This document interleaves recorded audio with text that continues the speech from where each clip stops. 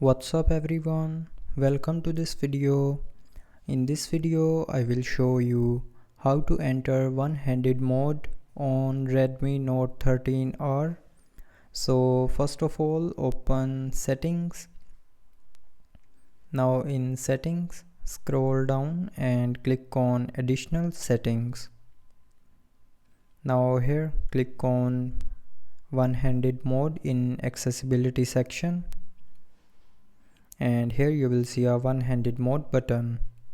So tap on this button to turn on one-handed mode, and after turning on this button you can swipe left or right from the bottom of your navigation panel to open one-handed mode.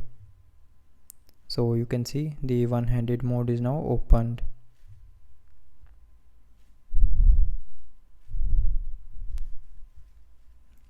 So that's how you can enter one-handed mode in Redmi Note 13R. So I hope you liked the video. Thanks for watching.